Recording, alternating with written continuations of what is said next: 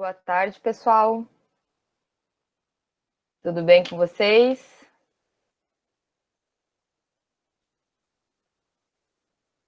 Avisando, tá? Que o chat está sendo gravado também em vídeo para que eu possa editar lá depois. E que a nossa reunião está sendo gravada. Boa tarde a todos.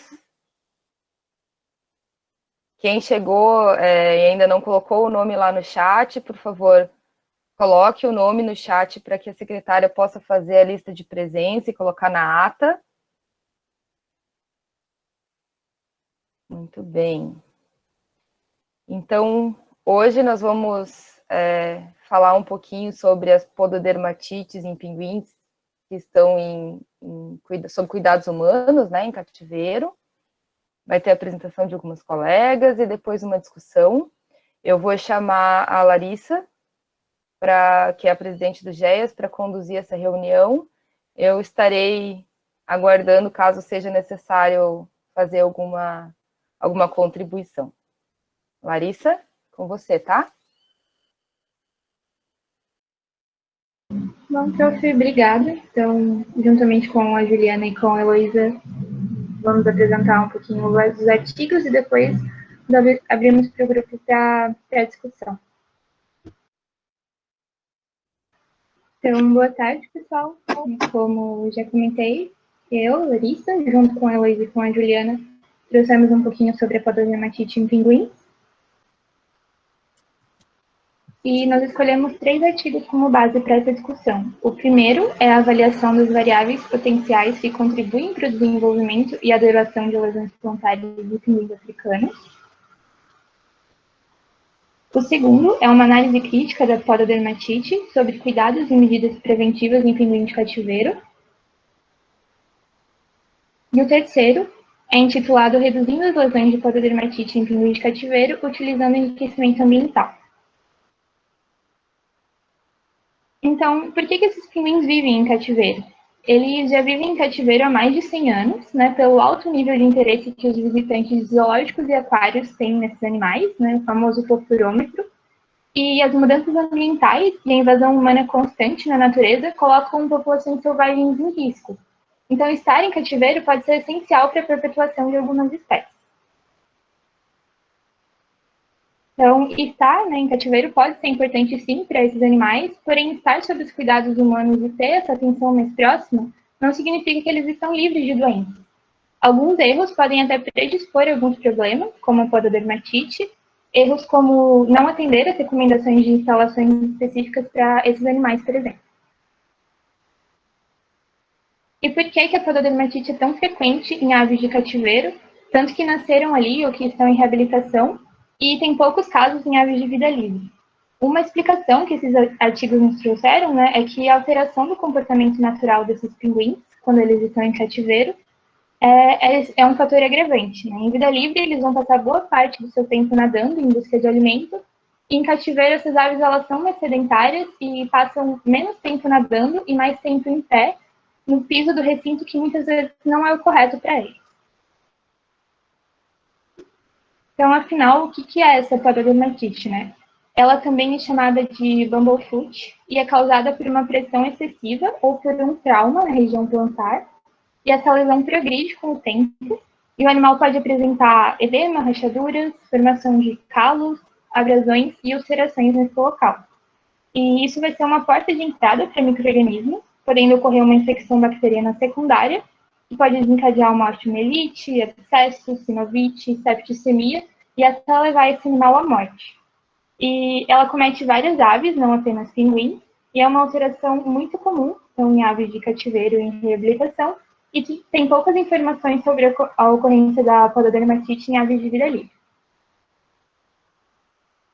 Ela pode ser classificada em 3 diferentes scores, de acordo com a gravidade e a evolução do caso.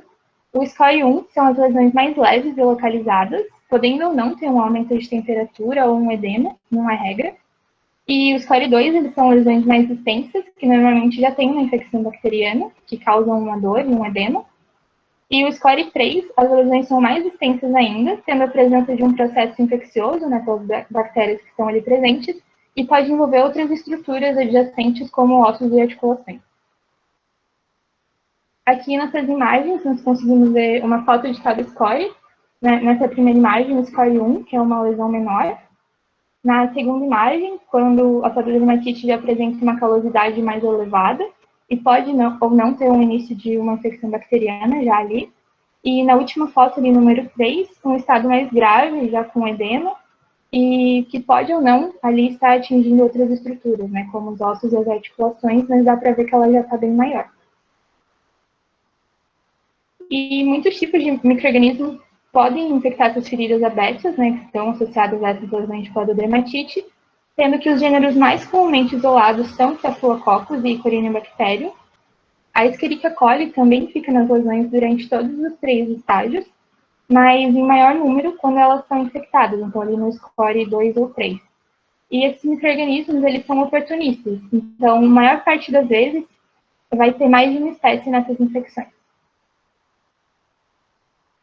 E quando existe, então, essa infecção bacteriana, é possível ver algumas alterações hematológicas nesses animais, como o aumento da contagem de células brancas no sangue, aumento de heterófilos e de fibrinogênio, principalmente quando essas lesões já têm uma hiperemia, um edema, e podem até apresentar necrose. Então, não daria para usar, por exemplo, como um diagnóstico precoce.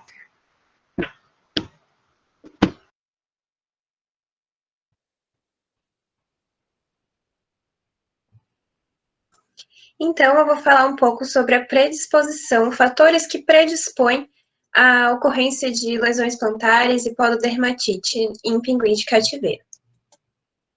Para isso, nós utilizamos como base o estudo de Erlacher-Reed, que avaliou possíveis variantes que podiam acabar causando lesões plantares em pinguins africanos. Nesse estudo foi utilizado 31 pinguins africanos, sendo 13 fêmeas e 18 machos, todos do aquário Mystic, nos Estados Unidos. Esses pinguins ficavam no mesmo recinto e recebiam a mesma alimentação. O estudo foi realizado de janeiro de 2002 até dezembro de 2009. Para realizar esse estudo, os pinguins foram divididos em 3 categorias de idade, de 0 a 1 ano, de 1,1 a 12 anos e de 12 a 22 anos. 2 categorias de peso, de 2,5 a 3,5 quilos e de 3,51 a 4 quilos. E 2 categorias de idade, classificando os pinguins em aqueles que estavam nadando e os pinguins parados. Para fazer essa classificação de atividade, eles avaliaram durante o período que o aquário estava aberto para a visitação do público.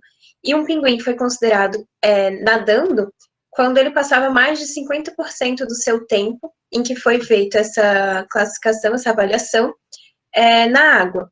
E considerado parado quando passava mais de 50% do tempo em terra. Nesse recinto tinha 2 tipos de piso, concreto liso e grades de plástico, reforçadas com fibra de vidro. No final do estudo, em 2009, eles fizeram uma reforma nesse recinto e trocaram o piso de concreto por um piso de pedra de calçamento. As lesões, elas foram classificadas em ativas ou inativas, crônicas. As ativas eram aquelas que ainda eram recentes, que estavam abertas e eram portas de entrada para micro-organismos, podendo ocorrer infecções bacterianas secundárias. E as inativas ou crônicas eram aquelas que já estavam cicatrizando, que já não eram mais uma porta de entrada para micro-organismos. As lesões encontradas foram rachaduras, calos e lesões tubulares. Na imagem A, então, é um pé de um pinguim sem nenhuma lesão, e na imagem B, na seta, é possível ver a rachadura. Na imagem C, tem um calo, e ao redor desse calo também tem rachadura, aqui o calo na seta e aqui a rachadura. E na imagem D, tem essas lesões tubulares, que é uma progressão dos calos. Então, nesse estudo, foi avaliado as variáveis de sexo, peso, idade, estação do ano, atividade e substrato. E essas variantes foram comparadas com a porcentagem de pinguins que apresentaram lesões plantares. Então, essa tabela traz todos os resultados.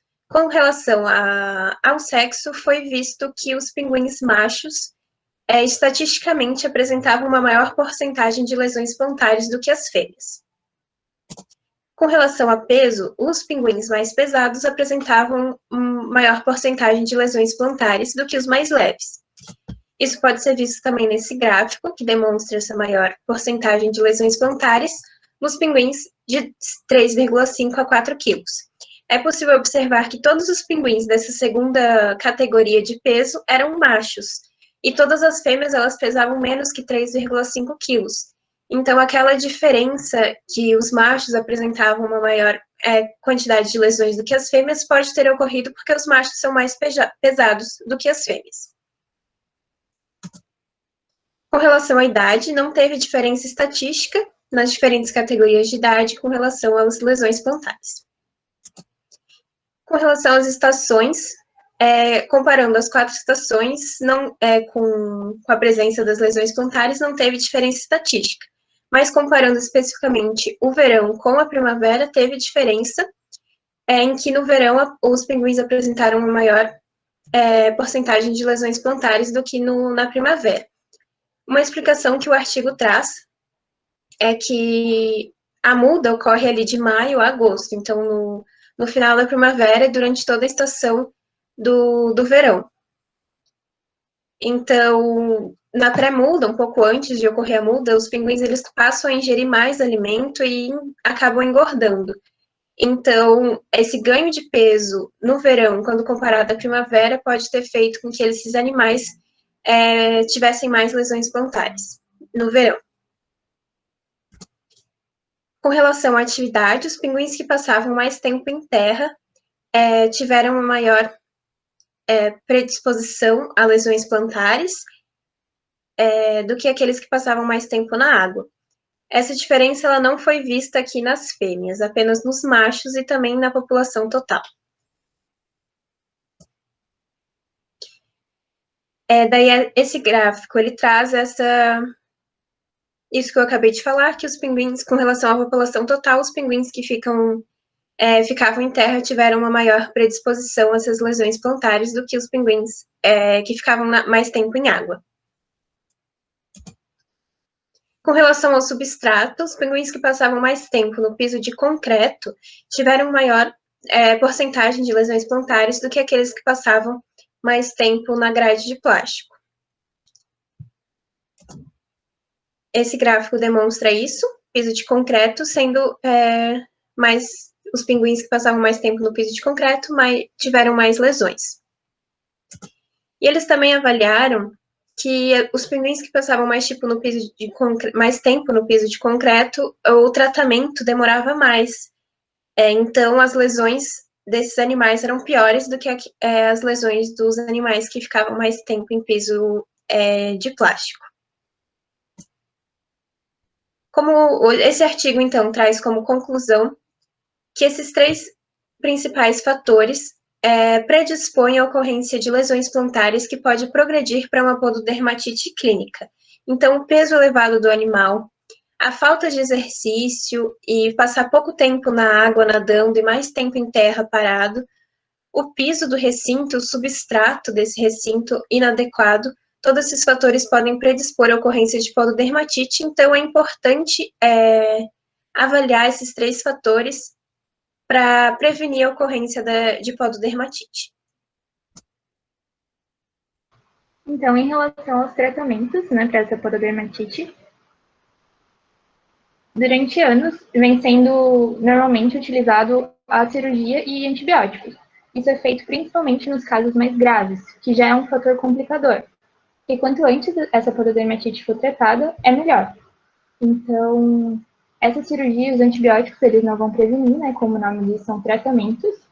E, além disso, a utilização desses antibióticos pode levar a uma resistência, e com o passar do tempo, vai fazer com que esse antibiótico não funcione mais, nem para a pododermatite, nem para outras complicações.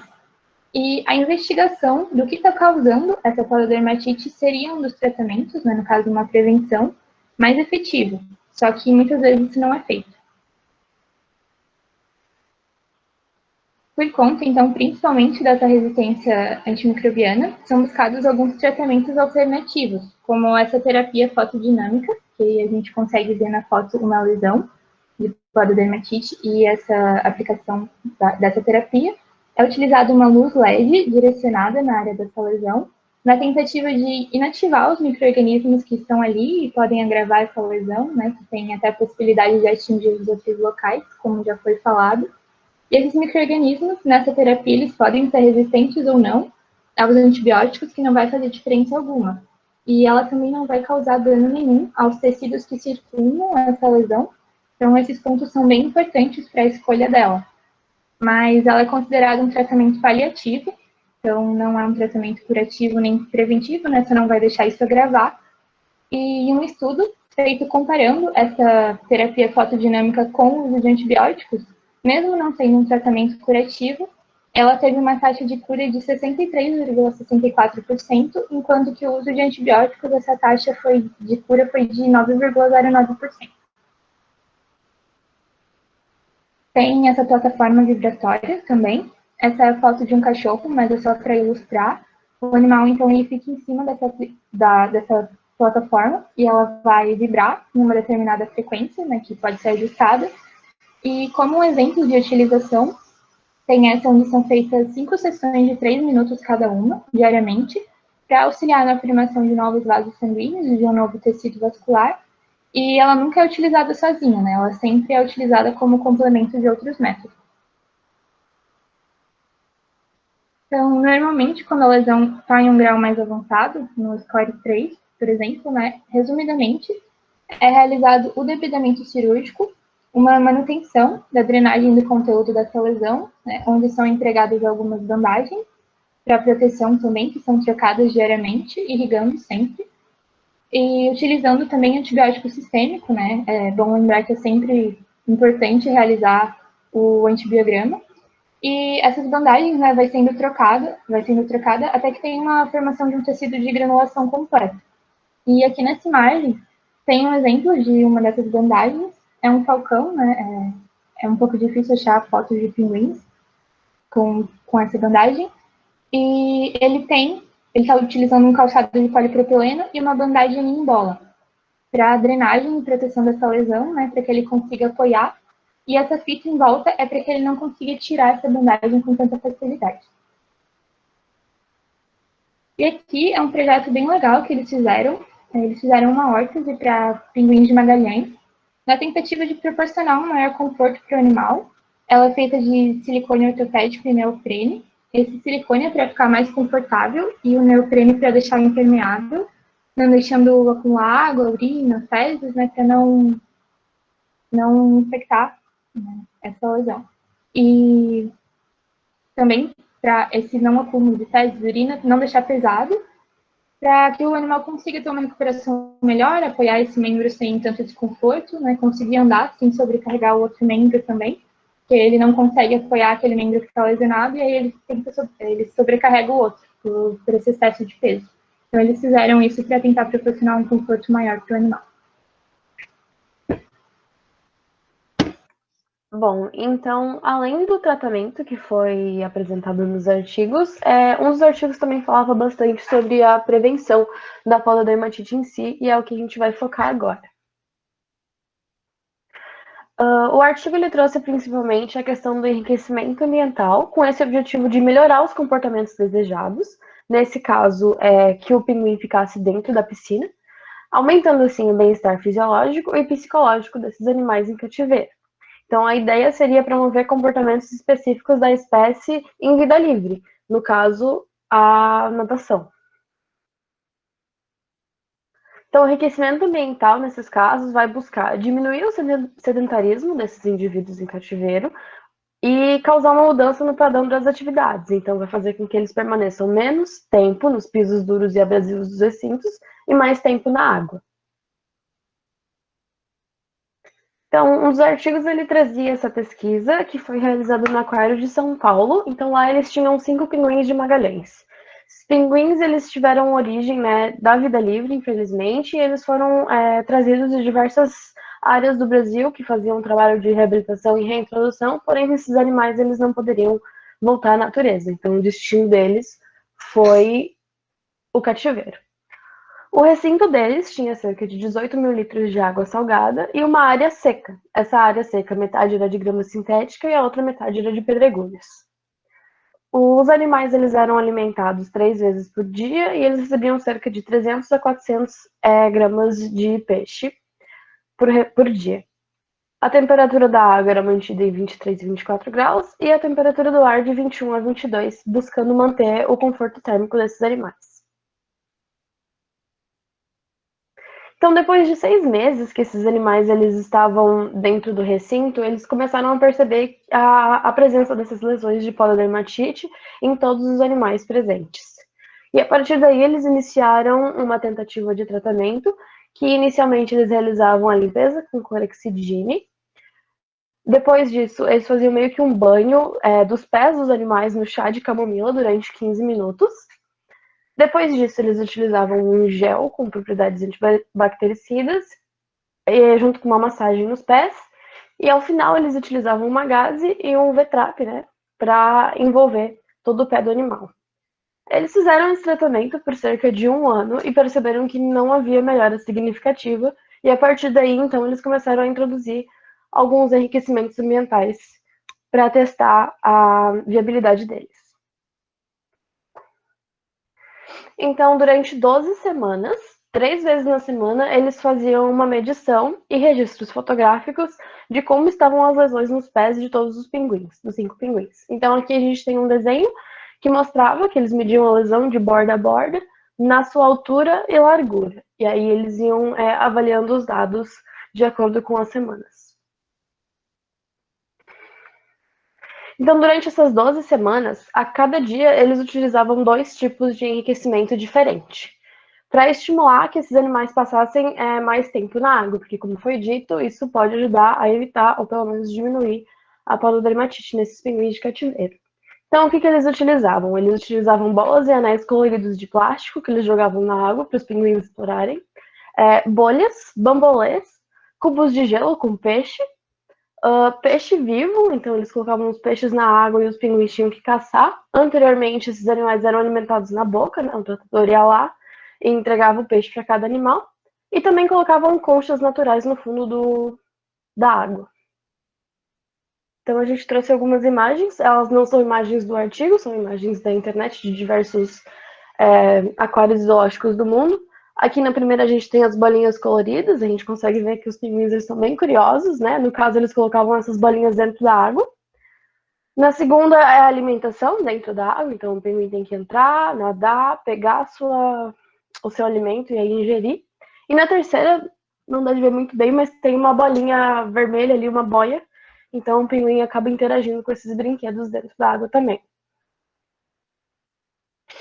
Então, depois de 12 semanas, eles chegaram a algumas conclusões e resultados com essa pesquisa. 2 dos 5 pinguins, as lesões dos pés deles desapareceram por completo. Outros 2, as lesões elas desapareceram parcialmente. Tem um que a lesão desapareceu de um pé e do outro ainda tinha um vestígio. E de um pinguim, a lesão ela acabou apresentando piora. Então, aqui a gente tem os gráficos, cada gráfico representa um pinguim. O gráfico A é do pinguim 1, a gente consegue ver que na 7ª semana as lesões de ambos os pés elas desapareceram por completo. No pinguim 2 a gente consegue ver que um dos pés diminuiu, né, o tamanho da lesão, e no outro ela sumiu por completo no dia 10 também, na semana 10, desculpa. O gráfico C a gente tem o pinguim 3, também curou completamente os 2 pés, um na semana 6 e um na semana 11. E o pinguim 4, ele teve só uma diminuição do tamanho das lesões, pelo menos até 12 semanas. E aí o pinguim 5, que é o pinguim que não houve melhora. Ele, inclusive, o tamanho das lesões aumentou no final dessas 12 semanas. O artigo trouxe que esse pinguim, na verdade, ele não interagiu com nenhuma forma de enriquecimento ambiental. Ele se recusava a entrar na piscina, ele passava o tempo inteiro na área seca, nem mesmo para buscar alimento dentro da água. Então isso foi um agravante. Então, aqui, essa imagem é do artigo mesmo. Na imagem A, a gente tem uma das lesões dos animais no início do tratamento, no início dessa pesquisa. B, ali na metade do experimento, então já tinha uma diminuição. E no C a gente consegue ver um dos pés totalmente curado e o outro com algumas lesões ainda, mas ao fim das 12 semanas esses animais eles já tinham uma apresentação, né, da região plantar muito melhor. Então, nesse artigo, eles chegaram à conclusão de que o enriquecimento ambiental desses animais ele pode ser, sim, efetivo na ajuda de combater, né, a poda da dermatite, porém, eles dependem de que os animais tenham interesse pelo enriquecimento ambiental. É claro que eles podem sempre adicionar novos enriquecimentos, buscar novas alternativas, mas como, por exemplo, aquele animal que não tinha interesse nenhum pelo enriquecimento, eles não tinham muito o que fazer. Também consideraram esse tratamento paliativo e chegaram à conclusão de que talvez seria interessante realizar o experimento com um número maior de animais para ter um resultado mais fidedigno. Então, a gente trouxe aqui outras imagens de outros tipos de enriquecimento que podem ser administrados nesses animais. Então, aqui o pinguim na piscina com um cubo de gelo interagindo, né?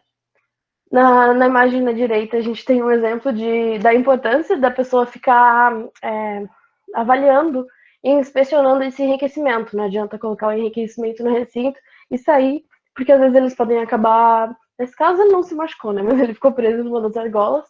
Então, se não tivesse ninguém ali para tirar, ele poderia acabar se estressando com uma situação dessa. E aqui é um outro aquário nos Estados Unidos, que eles penduraram algumas bolas de disco, assim, de festa, e os pinguins, eles entravam na água para ver o que era esse negócio se mexendo, brilhante. Então, eles passavam mais tempo nadando, consequentemente. Outro ponto que um dos artigos também cita é a relação de relacionamento humano-animal, que também pode ser considerado um tipo de enriquecimento. Então, é a relação que o animal vai ter com o tratador responsável por ele. Com isso, o animal vai poder ter previsões sobre o comportamento do outro por conta das interações passadas e frequentes. Então, o animal ele sabe que toda vez que o tratador entrar no recinto dele, ele vai trazer ou uma comida, ou um brinquedo, ou vai ser alguma coisa interessante. Então, é importante que esse relacionamento humano-animal seja positivo em cativeiro. Consequentemente, esse animal não vai demonstrar medo e nem desconfiança, vai conseguir responder de forma adequada a novas adaptações, uma nova alimentação, uma mudança no recinto, e ele vai ter esse senso de previsibilidade e controle, o que vai evitar muito estresse. E quando esse relacionamento humano-animal ele é negativo, pode ser uma coisa boa nas questões dos animais que estão sendo reabilitados para voltar à natureza. Então, a gente não quer que esses animais tenham proximidade com os humanos. Então, legal quando a gente tem esse relacionamento negativo. Mas quando o animal dentro do recinto tem esse relacionamento negativo, ele vai ter medo dos humanos e evitar eles o máximo possível. E para um animal que vai ter o resto da sua vida em cativeiro, isso pode ser algo ruim. Então, aqui a gente também trouxe alguns exemplos de como pinguins são mantidos. Essas fotos são de um aquário em Boston. E lá, eles não tinham... Era uma piscina, assim, que os visitantes viam de cima. E no meio eles tinham uma rocha, uma pedra bem grande. Então, os pinguins tinham duas opções. Ou eles nadavam, ou eles ficavam na rocha. E a gente consegue ver que a rocha tem ela não é perfeita, ela não é lisa. Ela tem todas as suas rachaduras. O que pode ser algo positivo, né? Tentando chegar perto do que os pinguins teriam um contato na natureza. E outra imagem, essa imagem é lá do PMP de Florianópolis. Eles tinham alguns pinguins em reabilitação e lá como esses pinguins estão em reabilitação, muitos deles eles estão recebendo medicação. Eles ficam em recintos assim com um cercado e embaixo eles utilizam esses pedregulhos, essas pedras, para evitar que eles fiquem em uma superfície plana. E aí esses animais eles são colocados na água periodicamente. Eles não têm acesso livre à piscina, nem acesso livre a outro local. Então, quando os veterinários acham que é hora de botar na piscina, eles colocam na piscina, fecham o portão e o bicho não tem como sair. Então, consequentemente, eles ficam o tempo necessário na água e não causa tantos problemas assim. Então, era isso, os nossos 3 artigos, que a gente tentou fazer um resuminho, um pouquinho de cada coisa. E aí nós trouxemos alguns tópicos para iniciar uma discussão aqui. Daí, se alguém quiser começar a falar. sobre qualquer coisa. Essas aqui são algumas sugestões, mas a gente pode falar sobre qualquer coisa que foi abordada nos artigos. Se alguém tiver alguma dúvida também, quiser perguntar, fica à vontade.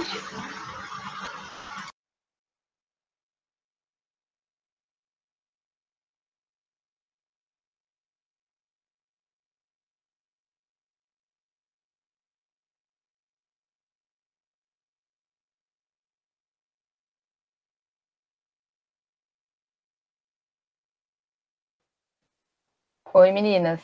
Só para contribuir com as discussões, eu acho que era legal citar a questão da formação de pus em aves, se é possível, como é que acontece, não sei se vocês conseguem explicar para eles.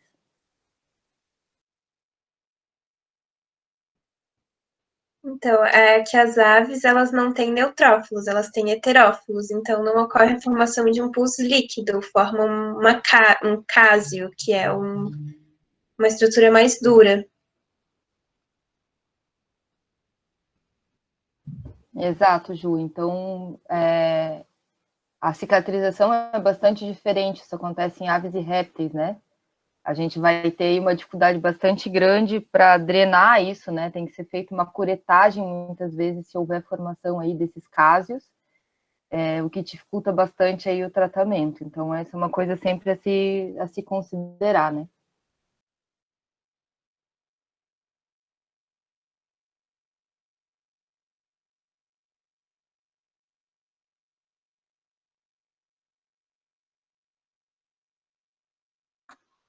Bom, se ninguém quiser iniciar, sim, outro ponto que eu queria levantar era, acho que o artigo que fala sobre análise crítica, ele traz bastante a questão de que se você tem essas aves em cativeiro e se todos os animais do seu plantel eles estão apresentando a pododermatite, muito provavelmente você está mantendo esses animais de forma errada, né? Existe alguma coisa no seu manejo, no seu recinto, na forma que você está lidando com esses animais que não está funcionando. E isso vai interferir diretamente no bem-estar desses animais. Então, por mais que seja, por exemplo, aquele araucário de São Paulo, muito famoso, claro, eles resolveram um problema depois, mas durante um ano eles tiveram esse problema dos animais com pododermatite. E isso já devia ser um sinal, assim, no início, de que alguma coisa estava errada. E provavelmente isso acontece em muitos aquários do mundo inteiro. E seria algo de se atentar, assim. Sim, é importante lembrar que o bem-estar dos animais não é só o enriquecimento ambiental, essa é só a ponta, o final do bem-estar. Tem que iniciar já lá no recinto, na construção desse recinto, que tem que ser com, por exemplo, nesse caso, com um piso adequado para evitar que ocorra doenças no futuro.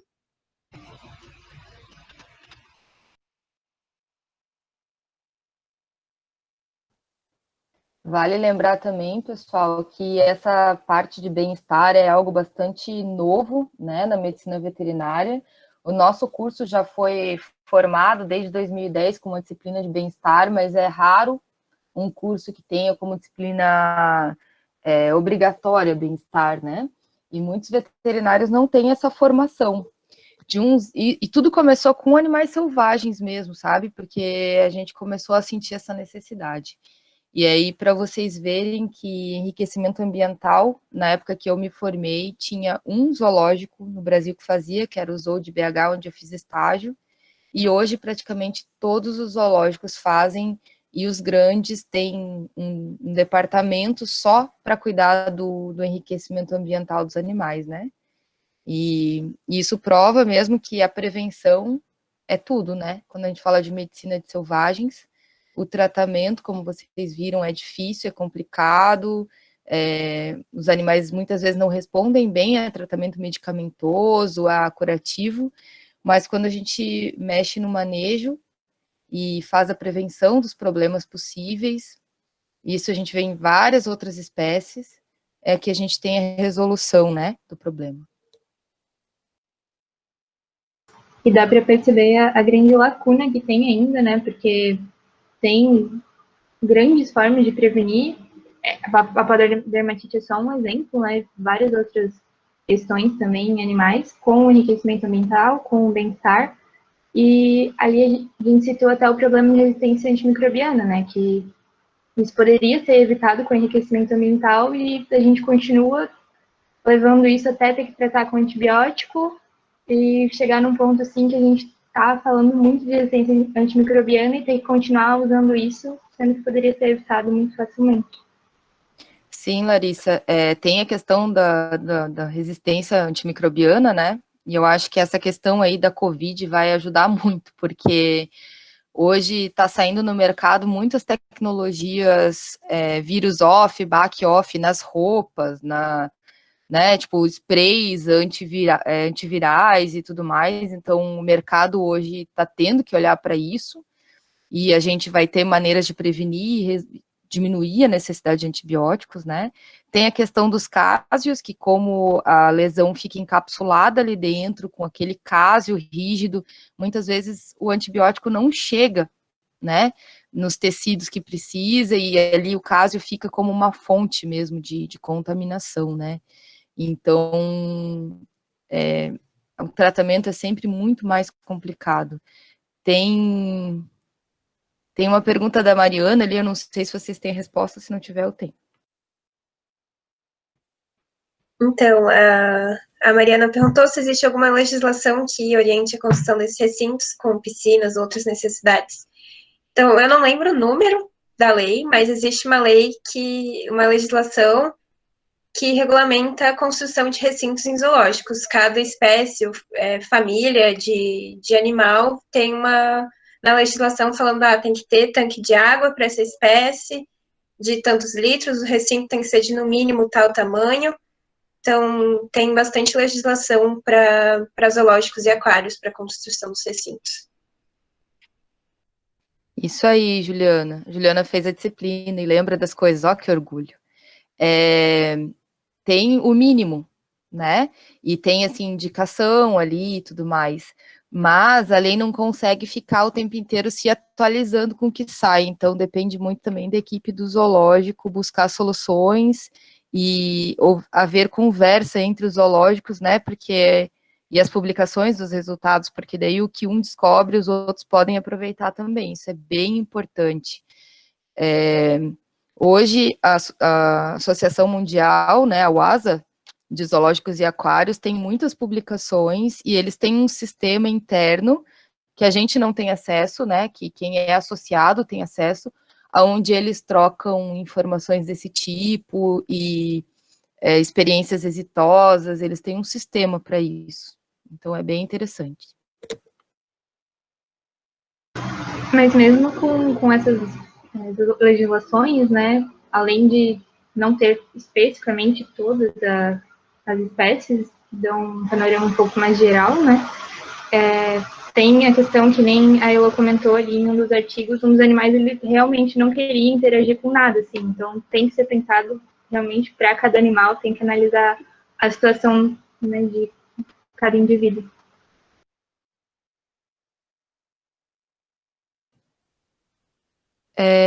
Eu queria até entrar aqui no tratamentos alternativos que vocês colocaram, né, para discussão, porque hoje existe muitos tratamentos aí que estão em voga e estão sendo testados, como ozonioterapia, laser terapia, enfim.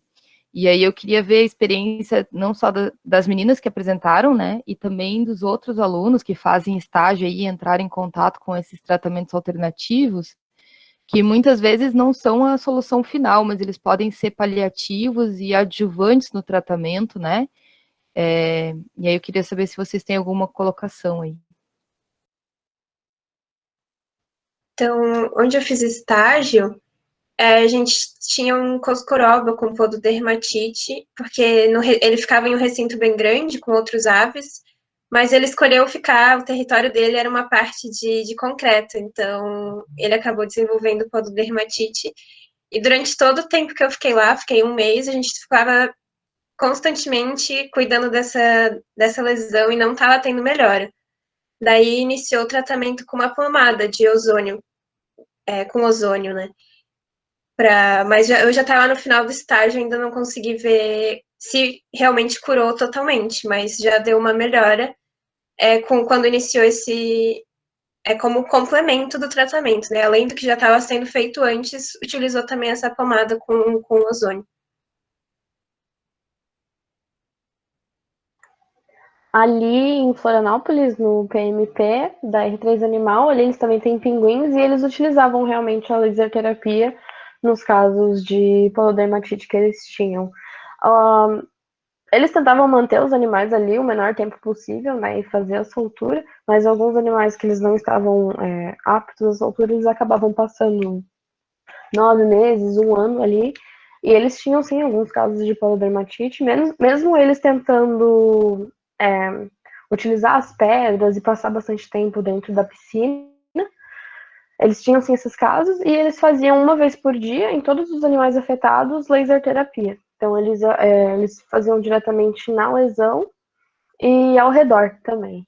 Segundo eles, não era o único tratamento que eles faziam, né? Segundo eles, ajudava bastante. Eles tiveram uma melhora relativa depois que eles começaram a utilizar a laser terapia também.